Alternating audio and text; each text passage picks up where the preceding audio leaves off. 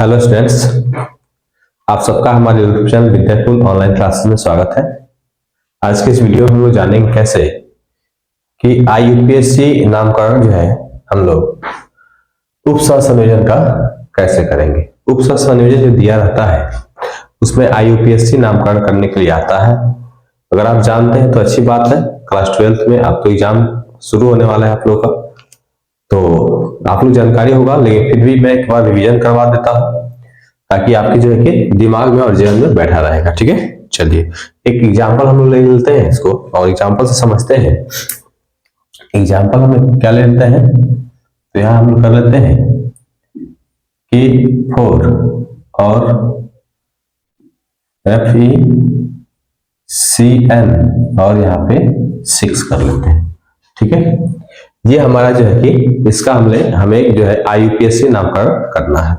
तो इसमें क्या करते हैं बाबू, देखिए हर एक उपसंयोजन संयोजन का 2 पार्ट होता है। ठीक है ना, तो पहले हम जो है इसके बारे में जान लेते हैं।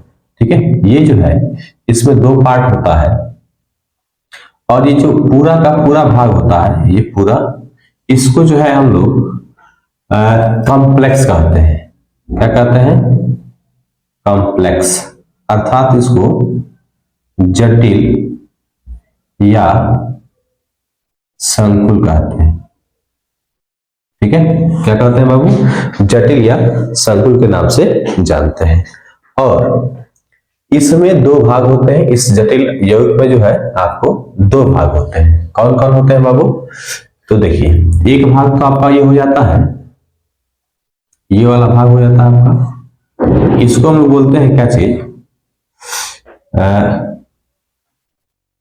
केंद्रीय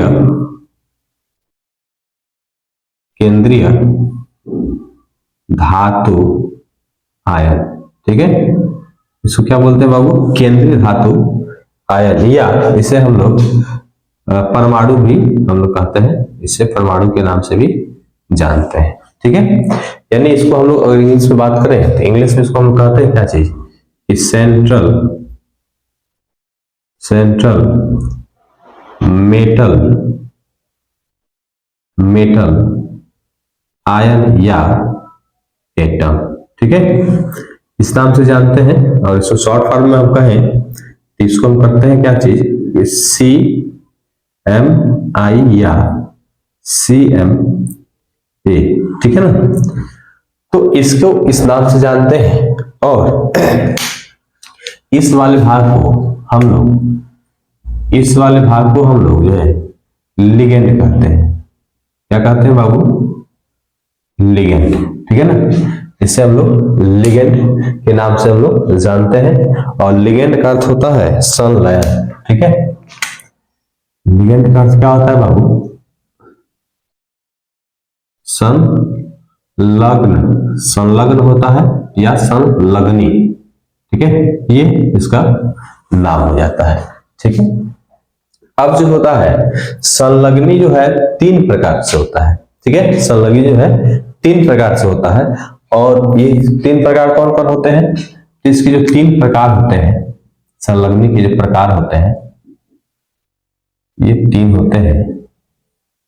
ठीक है, कौन कौन होते हैं बाबू? तो पहला होता है ऋण आयन। पहला होता है आपका ऋण आयन। ठीक है, इसको ऐसे कर ले। एक होता है ऋण आयन और दूसरा होता है आपका धन आयन और तीसरा जो है आपका ये होता है आपका उदासीन। ठीक है, इतना तक हो गया। उसके बाद से क्या होता है कि जब हम लोग इसका केंद्रीय धातु आयन और ये आपका जो लिगेंड दिया गया है, इसमें एक संबंध होता है। ठीक है ना, इसमें क्या होता है बाबू? संबंध होता है। संबंध क्या होता है इसमें? जैसे जो ये केंद्रीय धातु जो आयन होता है, इसमें इलेक्ट्रॉन युग्म, मतलब ये जो केंद्रीय धातु आपको आयन दिया हुआ है, ये लिगेंड दिया हुआ है, तो इनमें एक संबंध ये है कि ये जो है इलेक्ट्रॉन इससे लेता है और ये जो है इलेक्ट्रॉन इसको दे देता है। तो इसमें लेने और देने की प्रक्रिया होती है। अगर ये इलेक्ट्रॉन इससे देता है तो इसको हम लोग कहते हैं क्या? मतलब दाता बोलते हैं, और इसे हम लोग क्या बोलते हैं, वो ग्राही कहते हैं, इलेक्ट्रॉन युग्म ग्राही कहते हैं। यानी ये धातु होता है, ये आपका धातु होता है, और ये जो है आपका इलेक्ट्रॉन युग्म, इलेक्ट्रॉन युग्म इसको ग्राही बोलते हैं। ठीक है, और ये जो लिगेंड होता है, ठीक ना, जो आपका ये लिगेंड होता है, ये इलेक्ट्रॉन युग्म, इलेक्ट्रॉन युग्म इसको दाता बोलते हैं। ठीक है ना, इलेक्ट्रॉन युग्म दाता बोलते हैं, और इसको लुईस क्षार भी हम लोग लुईस क्षार भी इसे कहते हैं। ठीक है, इतना तक समझ गए। अब इसके बाद जो होता है, ठीक है, अब जो है इस वाले संख्या को हम लोग, ये जो संख्या आपको जो 6 दिखाई दे रहा है, इसको हम लोग क्या कहते हैं, तो इसको कहते हैं बाबू कोऑर्डिनेशन, कोऑर्डिनेशन नंबर के नाम से इसको जानते हैं। इसको मतलब कहते हैं क्या चीज, उप सह संयोजन, उप सह संयोजन, ठीक है ना, उप सह संयोजन संख्या के नाम से इसको जानते हैं। ठीक है, इतना समझ में आ गया। अब जो है ये बाहर जो रहता है, इसके बारे में हम लोग जान लेते हैं। इस बाहर जो रहने वाला जो आपको धातु होता है, इसको हम लोग आयन के नाम से जानते हैं।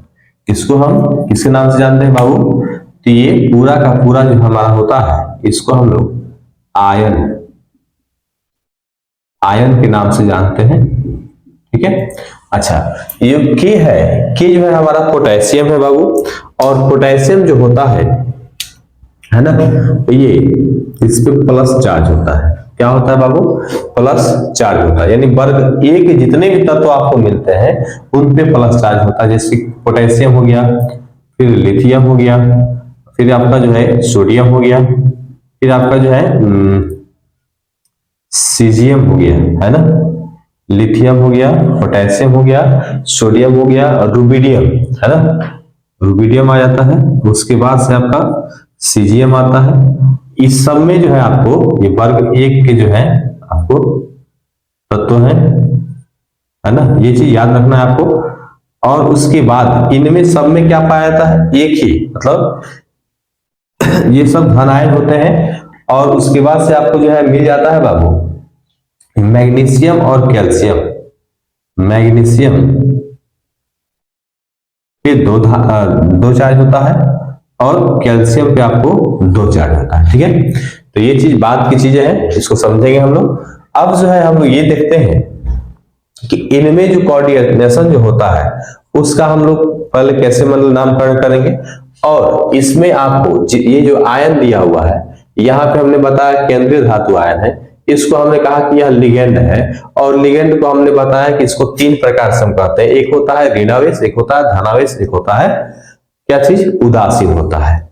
तो इसमें हमने बताया कि 2 पार्ट होता है, और इन दोनों पार्टों को हमने अलग कर दिया, है ना। इस वाले जो बाहर वाले भाग होते हैं इसमें आयन कायम रहते हैं, ये आयन ही इसको बोला जाता है। ठीक है, और ये जो 2 पार्ट आप कभी बनेंगे, तो एक आपका जो है धन आवेश पे बनेगा, और एक आपका जो है ऋण बनेगा। 2 पार्ट में हमेशा ही क्या होंगे, बढ़ जाएंगे। अगर ये वाला धन आयन हो रहा है, ये वाला भाग आपका धन आयन हो रहा है, ठीक है, ये वाला भाग आपको धन आयन होगा, तो ये वाला पूरा का पूरा का भाग आपका जो है क्या होगा, ऋण आयन बनेगा। और ये वाला पूरा का पूरा भाग क्या बन जाएगा, आपका धन में चला जाएगा। ठीक है, चलिए आगे करते हैं बाबू। इसमें यदि हम लिगेंड को जो है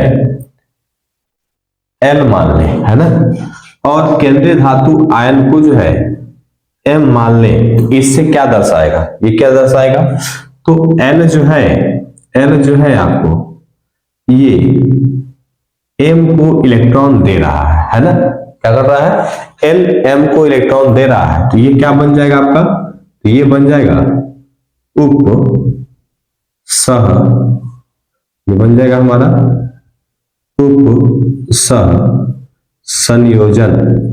ठीक है, उपसह संयोजन बन जाएगा। ठीक है, चलिए ये एक बहुत इंपॉर्टेंट चीज रहती है, ये आपको जो है कि ये आपको क्लास में या क्वेश्चन में कर सकता है, तो क्वेश्चन में करेगा तो आपको इस प्रकार से आप उपसह संयोजन का बंध बना करके दर्शा सकते हैं। इंपॉर्टेंट है इसलिए हमने इसको बता दिया। चलिए अब जो है इसी चीज को हम लोग जो है नामकरण के अनुसार करते हैं और इस पे जो कुछ क्वेश्चन करते हैं ताकि आपको समझ में आ जाए। ठीक है, चलिए अब देखते हैं यदि इसी में आपको हमको ये इसी चीज को हम ले लेते हैं K4 और Fe और CN6, ये हमारे पास लिगेंड दिया हुआ है। ठीक है, तो अब जो है हम लोग अगर इसमें आपको पूछे क्या चीज, यदि आपको इसमें से कहता है लिगेंड बताइए, क्या लिगेंड आपको बताना है, क्या बताएंगे। ठीक है, आपको इसमें केंद्रीय धातु आयन यानी CMI केंद्रीय धातु आयन पूछे, फिर उसके बाद से इसमें आयन पूछ दे, आपको क्या चीज आयन पूछ दे, उसके बाद से आपको पूछ देता है कोऑर्डिनेशन नंबर, कोऑर्डिनेशन नंबर। ठीक है, इसका कैसे बताएंगे। फिर आपका जो है कि कॉम्प्लेक्स नंबर पूछ दे, क्या पूछ दे बाबू, कॉम्प्लेक्स। और एक और चीज होता है ऑक्सीडेशन नंबर, ऑक्सीडेशन नंबर, इसको आप कैसे बताएंगे। ठीक है, चलिए इसको करते हैं। देखिए यदि लिगेंड पूछता है तो आप लिगेंड में क्या बताएंगे, लिगेंड में आप बताएंगे कि क्या होगा CN। ठीक है, CN सही है, नहीं सही नहीं है, ये क्या होगा तो ऋणात्मक है। CN लिगेंड जो है आपका क्या है ऋणात्मक। कैसे, देखिए और मान लीजिए हमारे पास पोटेशियम साइनाइड है, यदि इसका आप अभिक्रिया करते हैं तो क्या मिलेगा बाबू, प्लस का चार्ज मिल जाता है पोटेशियम पर और उसके बाद से CN पे ऋणावेश आ जाता है। ठीक है ना, चलिए उसी चीज को हमने यहाँ पे बताया है।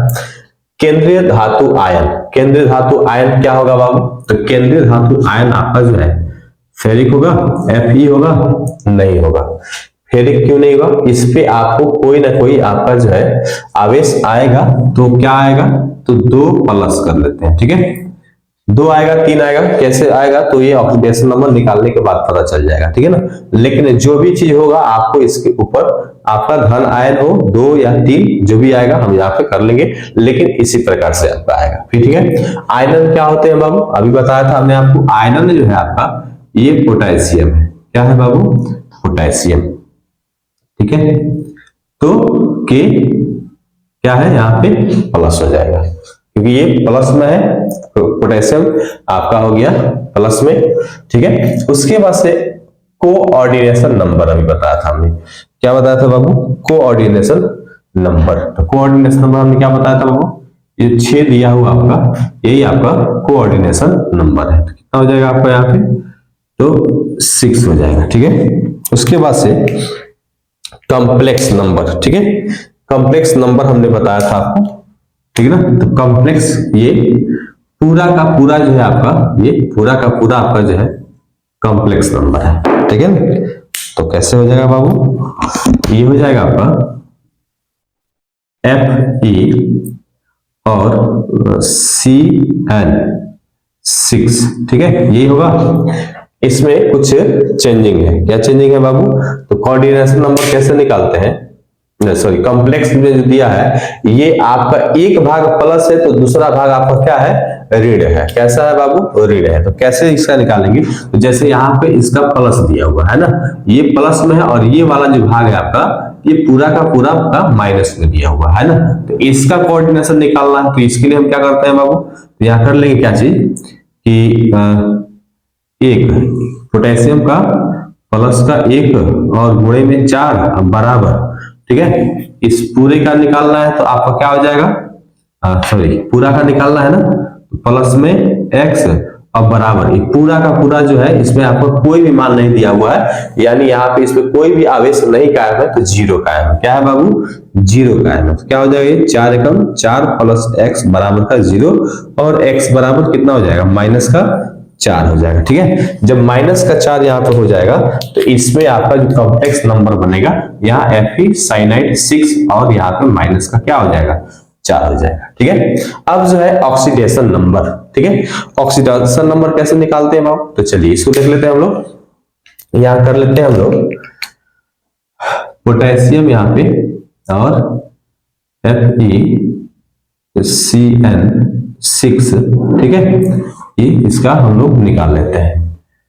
तो कैसे निकालेंगे? तो इसमें आपका 1 हो जाएगा, इसका प्लस का 1 और इंटू 4 प्लस इसका निकालना है हमको ऑक्सीडेशन नंबर। तो क्या हो जाएगा इसका?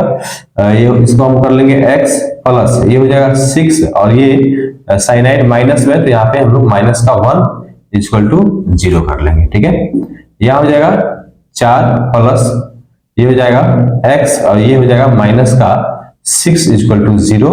तो यहाँ हो जाएगा कि x माइनस 2 इक्वल टू 0, और ये हो गया आपका x बराबर कितना? प्लस का 2 हो गया। ठीक है, अभी हमने बताया था केंद्रीय धातु आयन फेरिक +2 हो गया है ना, धन इस पे जो है कितना आ गया? 2 आ गया। ऑक्सीडेशन नंबर भी इसका कितना हो जाएगा? 2 हो जाएगा। ठीक है, क्लियर हो गया। यहीं से आपको एक एक नंबर का प्रश्न पूछ जाता है, यहां से आप एक नंबर का प्रश्न कर लेते हैं। तो आज के लिए इतना ही, मिलते हैं नेक्स्ट क्लास में।